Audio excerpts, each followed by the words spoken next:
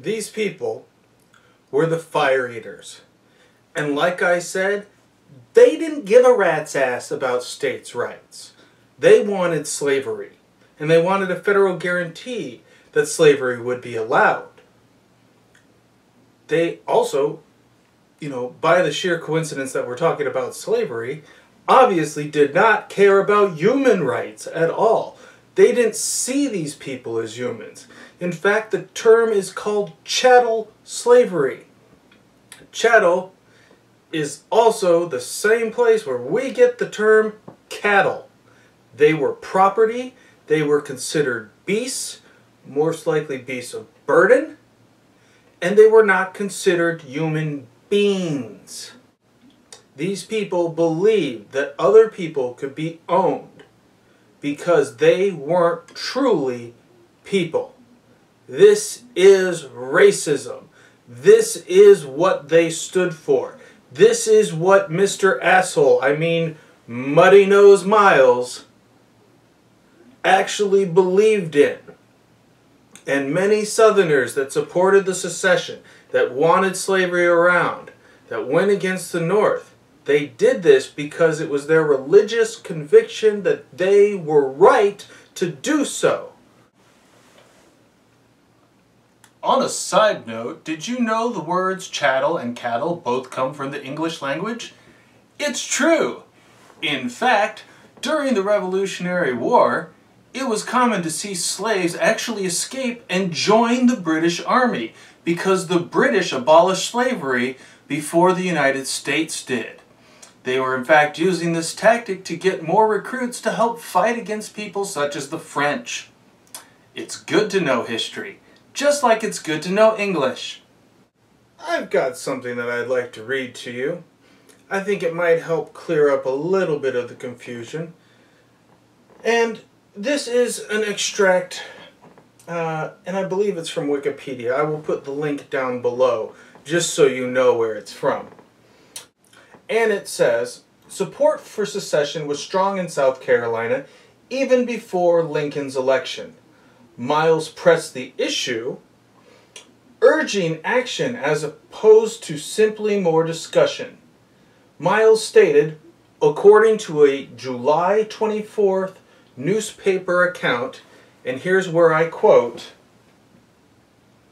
"I am chary of seeing the South pass resolutions. They accomplish nothing, in truth, have come to be regarded very much like the cry of wolf. Let us resolve less and do more. I am sick at heart of the endless talk and bluster of the South.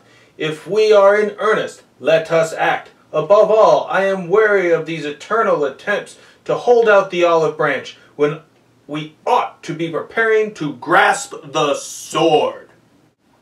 As you can tell, this is one of the reasons why Mr. Muddy Nose Miles Asshole Prickhead Son of a Bitch was considered a fire eater. Now, despite this blatant quote that seems to be very against the idea of peace, in fact, I believe it literally said it was against that, many people, including historians, have said that Miles actually really wanted a peaceful secession from the Union. But as you can see, with speeches and quotes like this, he did not inspire a peaceful secession. He inspired them to fight for what they believed in. And what they believed in was owning other people and the right to beat those people because it's in the Bible. Now I have something else that I'm going to read to you on my screen here. And I'm going to let you think about this before I tell you my opinion. Describing Miles' feelings shortly after the war ended and quoting from a September 25th, 1865 letter, Walther writes, Walther is one of his friends, "And yet even the realities of defeat did not change Miles's abstract ideas.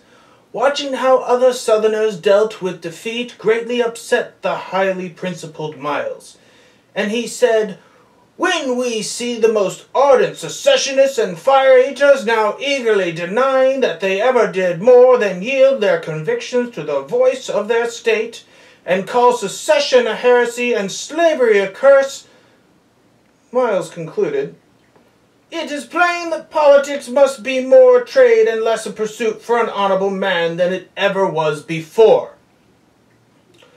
Walther goes on to write, "For any secessionist to return to public office in a reconstructed Union, Miles believed, entailed a forfeiture of self-respect, consistency, and honor." For himself and other secessionists, he said, "Politics," and I quote Miles again, "for a time cannot be a path which any high-toned and sensitive, not to say honest and conscientious, can possibly tread."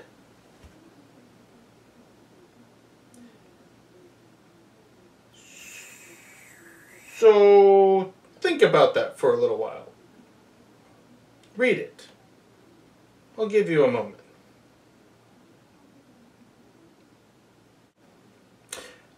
He just called himself, let's see, honorable, full of self-respect and consistency, honest, high-toned, sensitive, and was essentially saying that they were just bowing to their convictions and that they shouldn't be calling secession a heresy or slavery a curse.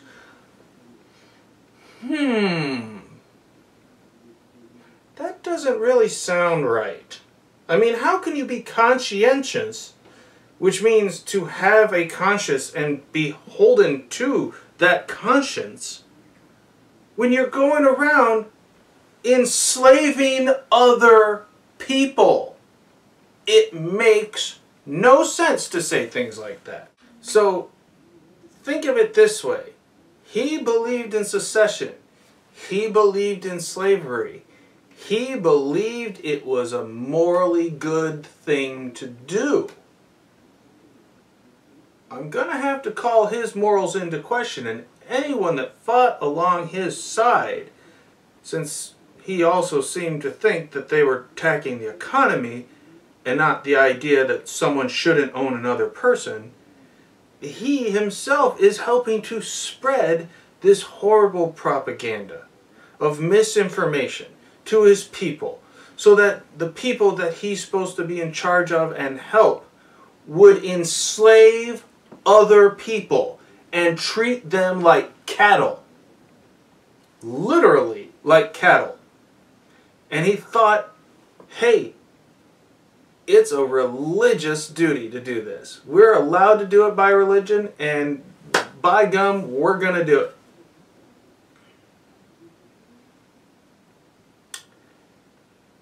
It seems very odd that people would still side with the flag, the brainchild